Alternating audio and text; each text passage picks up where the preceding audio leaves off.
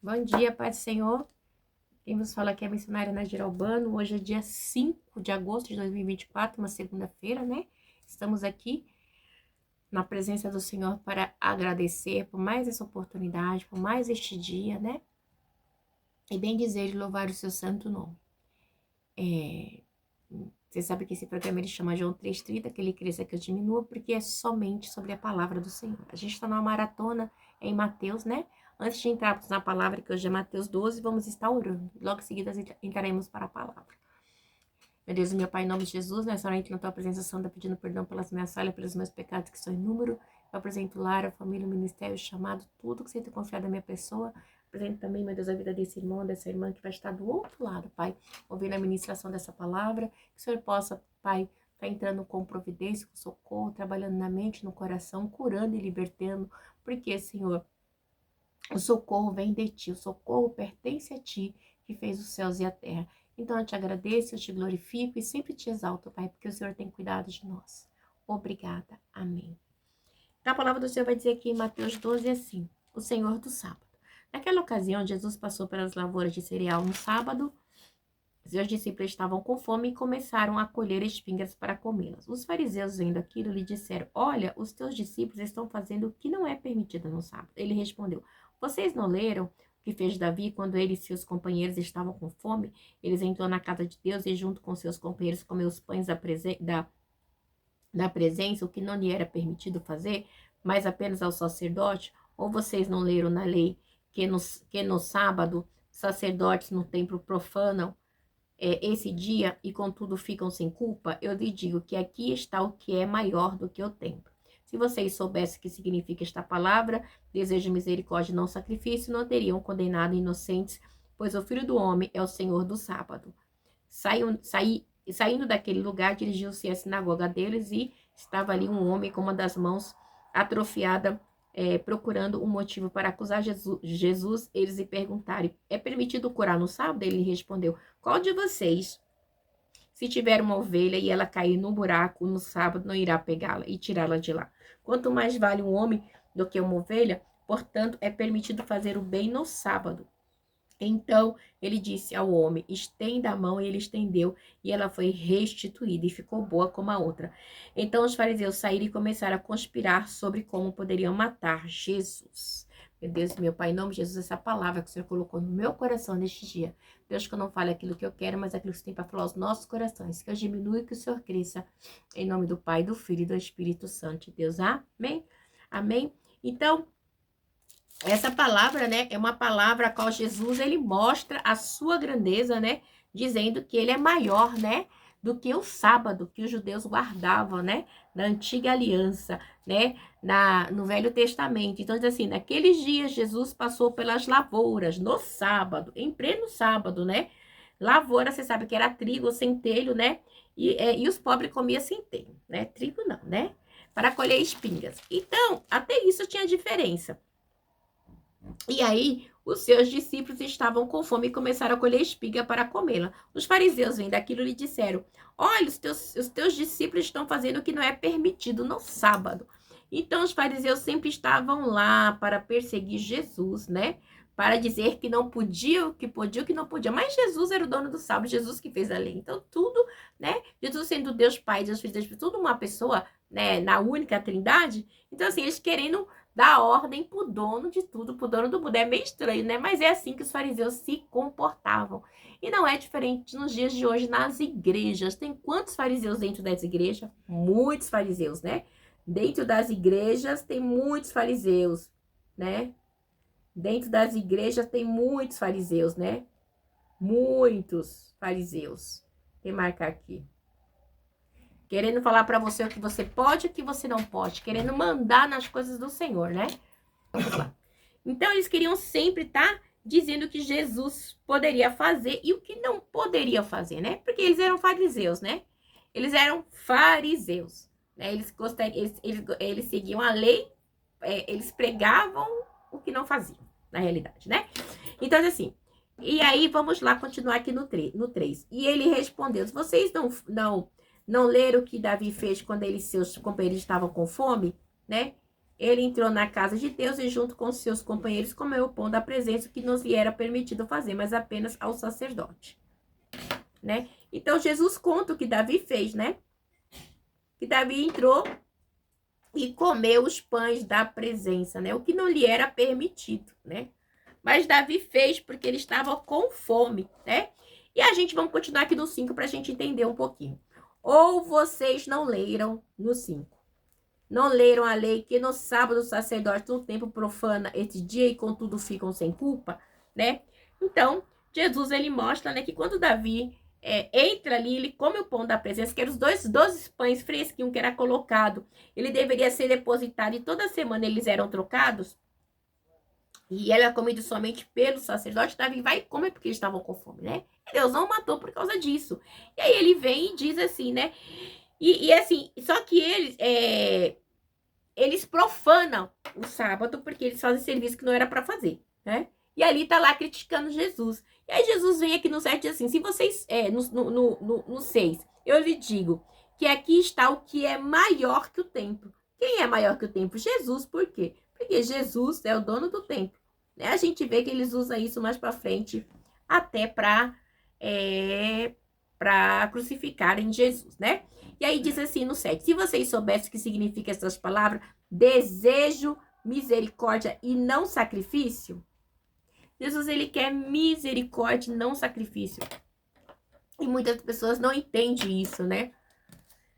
Muita gente sacrifica, mas não tem misericórdia no próximo, né? Então, eles preferem que eles morressem de fome do que comer o pão da propiciação. Então, é bem estranho, né, a comparação que eles fazem. Aí diz assim, pois não teriam condenado inocentes. Então, assim, eles não teriam condenado, eles estão com fome, eles precisam comer, né? Então, assim, o fariseu, ele sempre quer condenar as pessoas, né? Porque eles são fariseus. E aí diz no 8 assim, pois o Filho do Homem é o Senhor do sábado. Aí Jesus fala, eu sou o Senhor do sábado. Eu sou o Filho do Homem. Eu sou o Filho do Homem. Eu sou, né, o próprio Deus. Então, já põe ali contradição, quebrando eles. Então, Jesus, ele mostra a sua grandeza para eles. E isso acaba incomodando. E aí diz aqui assim que, saindo, vamos lá, no 9, saindo daquele lugar, dirigiu-se à sinagoga. Ele estava ali um homem com uma das mãos atrofiada, procurando um motivo para acusar Jesus. Eles se perguntaram, é permitido curar no sábado? Aí é onde entra a misericórdia que Jesus diz, né? Sempre eles querendo pegar Jesus.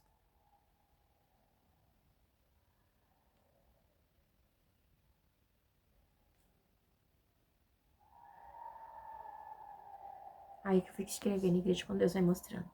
Então, eles não sabem o que é misericórdia, mas eles são religiosos, né? E aí, Jesus fala assim. Eles lhe respondeu, qual de vocês, se tiver uma ovelha e ela cair no buraco no sábado, não irá pegá-la e tirá-la? Quanto mais vale um homem do que uma ovelha. Portanto, é permitido fazer o bem no sábado. Então ele disse ao homem, estenda a mão, e ele estendeu, e ela foi restaurada como a outra. E aí eles ficaram o quê? Furiosos. O que é que eles fizeram? Então os fariseus saíram e começaram a conspirar sobre como poderia matar Jesus. Então eles queriam matar Jesus, porque Jesus fazia milagre.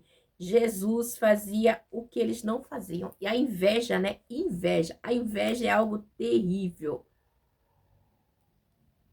A inveja é algo terrível, né? Os invejosos, eles sempre querem matar e destruir os seus sonhos, né? Sempre botando regras que nem eles mesmos cumprem. Então, a gente vê que o desejo deles em querer matar Jesus era terrível.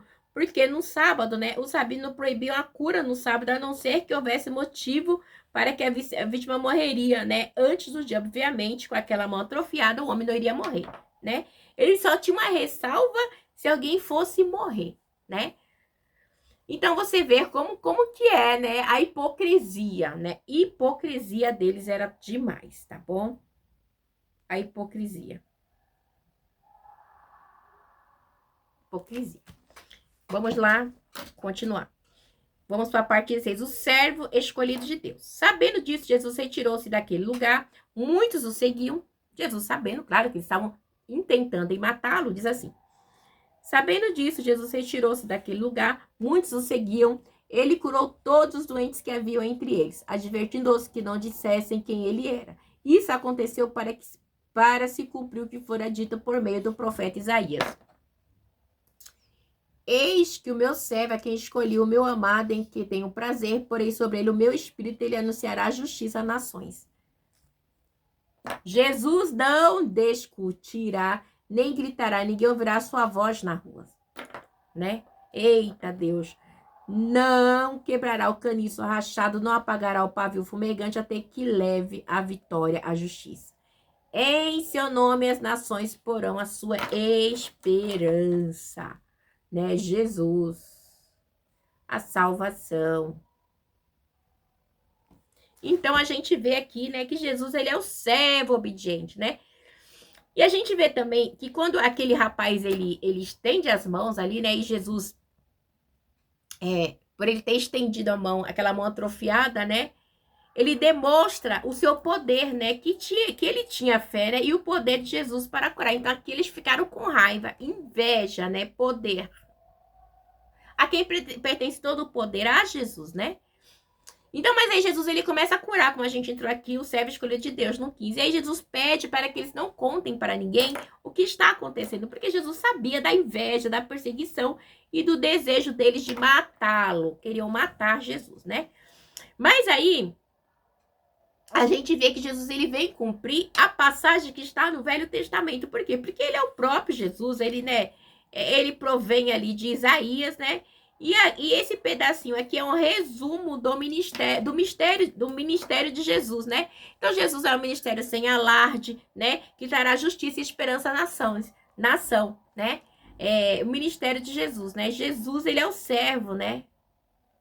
Então, Jesus, ele é Jesus. Jesus, ele é Jesus e não tem como, né?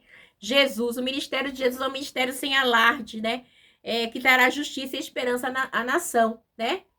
Então, a gente tem que parar aqui só para me fazer aqui. Então, esse é o ministério de Jesus, né? O ministério que não era cheio de alarde. Eu cheguei, Jesus, de ostentação. Né? O ministério da ostentação é para o mundo, né? Sem ostentação. Jesus não tinha ostentação. Os homens de hoje tinham lá, não tinham de ostentação. Jesus não, né? Então, era um ministério manso, humilde, como ele diz lá em Mateus 11:28, aprendei de mim que sou manso e humilde, encontrarei descanso para vossas almas, né? E além de tudo, era um ministério que ia trazer justiça e esperança para a nação, para todo mundo, né? E é esse o ministério de Jesus. Isso acaba incomodando, porque Jesus era o meu servo, Jesus era chamado de meu servo, por quê? Porque ele era escolhido, né? O meu servo. Ele era o servo, né? Ele estava a serviço do Pai, né? O servo de Deus, somente ele estava ali para servir, né? Ele tinha prazer em servir, né? A Deus, né? Ele tinha prazer em servir o Pai, né? Então, por isso que ele era conhecido como servo, né? E Jesus, ele conserta as vidas quebradas. Isso é muito interessante. Se consertar só pertence a Jesus, porque Jesus, ele pega aquilo que não tem conserto e ele conserta, né?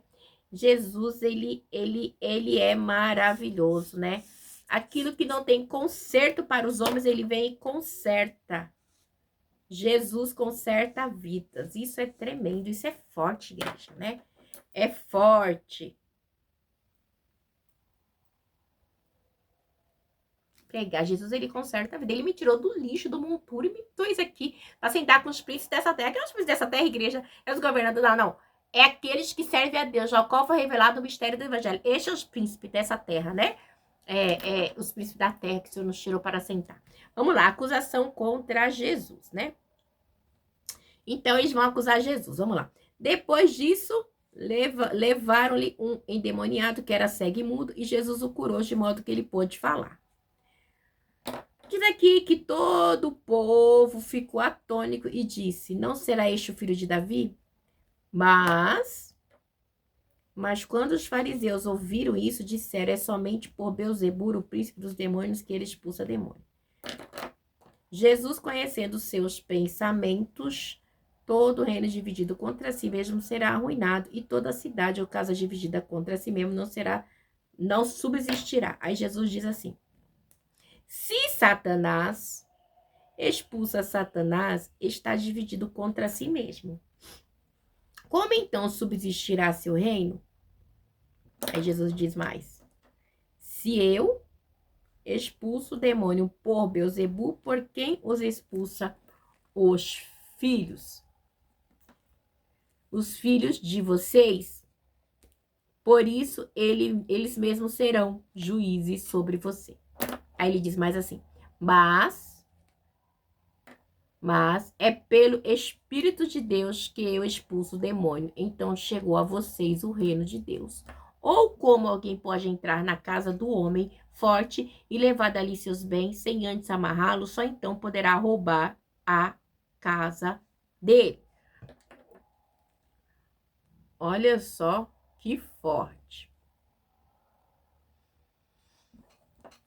Aí Jesus ele vem e diz assim: aquele que não está comigo está contra mim, e aquele que não comigo se ajunta, espalha. Por esse motivo eu lhe digo que todo pecado e blasfêmia serão aos homens perdoado, mas a blasfêmia contra o Espírito Santo não será perdoada. Todo aquele que disser uma palavra contra o Filho do Homem será perdoado, mas todo aquele que falar contra o Espírito Santo de Deus não, nem quem falar contra o Espírito Santo não será perdoado, nem nesta era, nem na de há de vir. Eita, Jesus, olha só. Considerem uma árvore boa dá fruto bom, uma árvore ruim dá fruto ruim, pois uma árvore é conhecida por seus frutos. Raça de víbora, como podem vocês que são maus dizer coisas boas? Assim a boca fala do que está cheio o coração. O homem bom do seu bom tesouro tira coisas boas, e o homem mau do seu mau tesouro tira coisas más. Mas eu lhes digo que no dia do juízo os homens haverão de dar conta de toda a palavra inútil que tiverem falado. Pois, por suas palavras vocês serão absolvidos e por suas palavras serão condenados. Olha que forte, né? A blasfêmia contra o Espírito Santo de Deus, né? Não podemos blasfemar contra o Espírito Santo de Deus. E quantas pessoas blasfemam contra o Espírito Santo de Deus, contra o próprio Deus, né? Blasfêmia.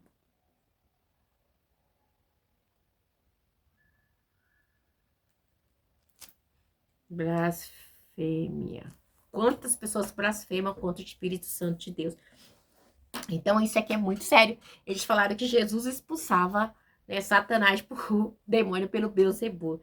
Então, Jesus ele veio mostrar, né, que não pode, que ele não expulsava, né? Que o que eles estavam falando era errado. Eles iam dar conta daquilo que eles estavam falando. Por quê? Porque Jesus ele vai e cura simplesmente porque ele é Deus, né? Mas, então, eles se acham ali no direito de querer prejudicar Jesus. Porque quando Jesus aqui, ó, depois levaram um endemoniado que era cego e mudo, Jesus curou. Ele era endemoniado, detalhe, né? Tinha um demônio que fazia com que ele fosse cego e mudo. E Jesus o curou de modo que podia falar. Então, quando eles veem Jesus fazer esses milagres, eles acusam Jesus de, né, de ser servos de Satanás, né? Então, a gente pode enquadrar aqui os fariseus em João 8,44, né? Que o diabo é o pai da mentira. Então, eles são filhos do diabo, né? Porque eles estão mentindo, estão caluniando Jesus, né? Então, é algo terrível que eles fazem. E a gente vê que aí Jesus, eles falam assim, ó, vocês podem falar o que quiser de mim, mas aquele que blasfemar contra o Espírito Santo de Deus, esse não terá perdão, nem nessa era, nem na era vindoura. Então, assim, a blasfêmia contra o Espírito Santo de Deus é algo terrível, igreja, né?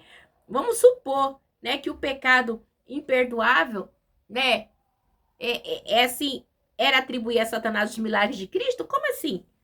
Como falar que Jesus, ele fazia milagres através de Satanás, era demais, né? Então, assim, mas Jesus, ele usava seu poder através do Espírito Santo de Deus, né? Então, por isso que ele tinha autoridade dos céus. E eles não conseguiam entender, porque só consegue enxergar as coisas de Deus quem é espiritual, né? Espiritual. Se você é espiritual, você consegue enxergar as coisas do céu. Mas se você não é, você vai fazer uma barbaridade que esse povo fazia, né? Então, chegar ao ponto de dizer que Jesus expulsava Beelzebul por Beelzebul. Agora, imaginei em você. Olha, igreja, depois que tudo que João fazia, né? Eles falaram mal de João, de Jesus. Imagine de mim e de você, né? Eles falaram mal de Jesus e de João Batista, né? Imagine de mim e de você. Então, a gente tem que estar atento aí a tudo que esse povo tem falado aí, tem visto, né? Mas a gente sabe que a gente serve a Deus, né? Então, a gente tem que estar atento, né? Atento àquilo que Deus ele tem para mim e para você. Não devemos ser hipócritas e fariseus, nós devemos ser servos do Deus vivo, servir. Aí diz assim, o sinal de Jonas. Então, algum dos fariseus, olha só, no 38. Então, algum dos fariseus e mestres da lei lhe disseram, mestre, queremos ver o sinal miraculoso feito por ti. E ele respondeu, uma geração perversa e adúltera pede um sinal miraculoso, mas nenhum sinal lhe será dado, exceto o sinal do profeta Jonas. Você tá entendendo? Vamos prosseguir. Pois, assim como Jonas teve 3 dias e 3 noites no ventre do grande peixe, assim também o Filho do Homem ficará 3 dias e 3 noites no coração da terra. Aí diz assim, os homens de Nínive se levantaram no juízo como no juízo com essa geração e a condenaram, pois eles se arrependeram com a pregação de Jonas. E agora está aqui o que é maior que Jonas. Aí no 42 assim, a rainha do sul se levantará no juízo com essa geração e a condenação, pois ela veio dos confins da terra para ouvir a sabedoria de Salomão e agora está aqui o que é maior que Salomão. Então Jesus ele está mostrando a sua grandeza, que ele é maior que Salomão. Entendeu? Jesus é maior que Salomão, é maior que Jonas. Maior. Então, e o povo não está enxergando. E aí ele diz assim, no 43, quando um espírito imundo sai de um homem, passa por lugares áridos, procurando descanso, como não encontra, diz, voltarei para a casa de onde saí, e chegando encontra a casa desocupada, varrida em ordem. Então, vai e traz consigo outros 7 espíritos maiores do que ele. Cadê? Do que ele. Entrando, passam a viver ali. Estado final daquele homem torna-se pior do que o primeiro. Assim acontecerá a esta geração perversa. Então, Jesus dizendo, né? Uma geração perversa, igreja. Como assim? Né? Eles estavam lá com Jesus, viam o que Jesus fazia, e os fariseus estavam pedindo, queria ver sinais miraculosos, ou seja, botando em dúvida, sempre estava colocando em dúvida quem era Jesus, né? Sempre. Eles queriam o quê? Defamar Jesus. Quantas pessoas querem defamar eu e você? Se Jesus eles queriam defamar, fariseus estão ao redor. Podemos dizer, pessoas hipócritas, invejosas, mentirosas estão ao nosso redor em todo o tempo, né? Então, assim, é incrível, assim, eles queriam ver um milagre espetacular, eles estavam vendo e queriam que Jesus fosse o quê? Como eles, hipócritas? Não era, né? Jesus era Jesus. Então, a gente vê, né, que aí Jesus, ele conta, né, como sinal de que Jesus era o Messias. Eu sou o Messias e vocês não estão enxergando, né? Eu sou o Messias, em vez disso, Jesus, ele vai e conta a história de Jonas, né? Que vai ficar 3 dias no ventre da baleia, não foi assim que Jonas ficou? 3 dias e 3 noites, Jesus também ficou, no terceiro dia ele ressuscitou. E esse povo não consegue ver, então era um povo adúltero espiritualmente. Quantas pessoas são, né, adultério espiritualmente, né? Não fisicamente, mas aquela geração infiel, pessoas infiel, né? Espiritualmente, né? Que o marido é o próprio Deus, o noivo é o próprio Jesus. Então, assim, a gente vê quanta infidelidade do povo para com Deus, né? Para com Jesus, né? Jesus, ele vem demonstrar a sua grandeza aqui, né? Então, Jesus, ele mostra ali que o que aconteceu com Jonas também vai acontecer com ele, né? E ele sempre querendo, como é que se diz? Desturpar aquilo que Jesus havia falado, né? Então a gente vê que um grande peixe, ele veio, aquela criatura pega Jonas, leva Jonas para fazer a obra e depois, né, Jonas não quer ir, quer dizer, aí o peixe pega Jonas e vomita Jonas em Nínive, né? Então aí Jesus ele fala assim, eu sou maior que Jonas. Ei, eu sou maior que Jonas, eu sou maior que Salomão. Podemos dizer assim, eu, o Pai e o Espírito Santo, eles estávamos juntos na fundação do mundo, né? No entanto, que ele falou assim, lá no Gênesis, todo mundo fala assim, façamos o homem a nossa imagem e semelhança, 1, 2, 3, naquele começo, ele estava lá, a Trindade junto, eles não conseguiam reconhecer, mesmo ele tendo a Torá, eles não conseguiam reconhecer a grandeza de Jesus, né? Porque eles eram o quê? Vamos dizer assim, mamonista, eles preferiam dinheiro, né? Posição, coisas carnais, as coisas do Senhor não é dessa terra, é do alto, né? Então, aí ele vem aqui e eles não conseguem enxergar. E é muito interessante também, né? Que essa parte aqui me chama muita atenção, né? Porque quando o espírito imundo sai e a pessoa não se firma com o Senhor, volta 7 piores, né? Mostrando que não é fácil. O homem, né? Ele tem que ter uma vida assim, como é que se diz? Uma vida espiritual baseada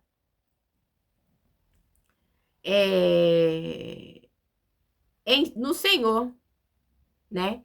Porque se você aceita Jesus e você não continua a ter uma vida com Deus, você continua com as suas práticas erradas, então, filho, vai vir 7 demônios piores. Então, eu não consigo enxergar, né, Deus permitindo que eu e você toque nas coisas dele com uma vida impura, suja. Não pode, né? Não tem... não tem uma equidade, né? É muito ambíguo, é muito diferente, né? Então, a gente tem que prestar muita atenção nisso. Então, me chama muita atenção aqui que ele fala aqui no 45, parte B. O estado final daquele homem tornar-se-á pior do que o primeiro. Assim acontecerá a essa geração. Essa geração está tendo o quê? Está tendo a presença de Deus e está rejeitando, entendeu? Então, Jesus está aqui. Quando Jesus sair, o diabo vai, ó, fazer a festa, né? Jesus saindo, o diabo faz a festa. Entendeu? Jesus saindo, o diabo faz a festa. Isso porque eles falaram que Jesus expulsava Beelzebul, né? Beelzebul. Então, a gente vê aqui no 46, diz assim, a mãe e os irmãos de Jesus. Muito interessante essa parte. Falava ainda Jesus à multidão quando sua mãe e seus irmãos chegaram do lado de fora querendo falar com ele. Alguém lhe disse, tua mãe e teus irmãos estão lá fora querendo falar contigo. Aí Jesus pergunta, quem é minha mãe? Quem são meus irmãos? Pergunta ele. E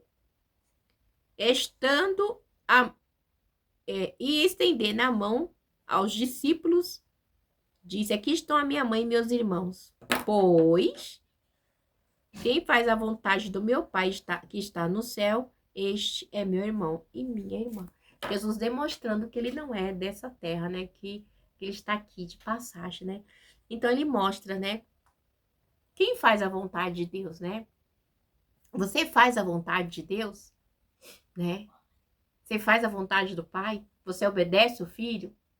Então, o seu reino não é daqui. Então, você entende que estamos aqui simplesmente de passagem, né? E esse mistério, quando é revelado para a gente, é algo tremendo. A gente vê também que o joio e o trigo, ele não pode, eles estão juntos, né? Eles crescem até parecido, mas não pode se arrancar, né? Porque no dia do juízo, quem vai arrancar é o dono do joio e do trigo. Né? Então, nós não podemos fazer julgamento, né? Precipitado.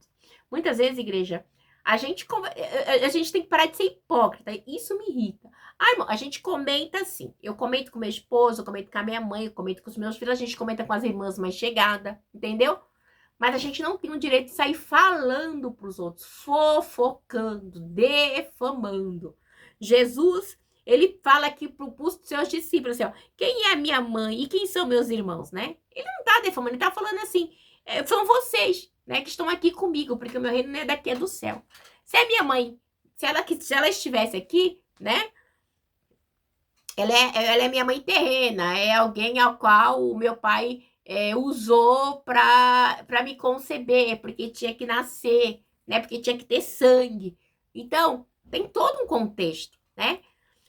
Mas eles não conseguem entender, porque só entende as coisas dos céus quem é espirituais, amém? Só entende as coisas de Deus quem é espiritual. Não que Jesus está sendo mal criado, você está entendendo? Ele está explicando. Vocês que estão aqui é a minha família, né? Porque nós vamos morar no céu. Eles não estão dizendo que a mãe dele e o irmão dele não vai, mas haveria de ter uma conversão maior ainda, né? Provavelmente, equiparado a Jesus, se eles estivessem aqui, né, eles entenderiam mais o reino, né? Deus abençoe vocês e tenha uma segunda-feira abençoada em nome do Pai, do Filho e do Espírito Santo de Deus. Fica na paz.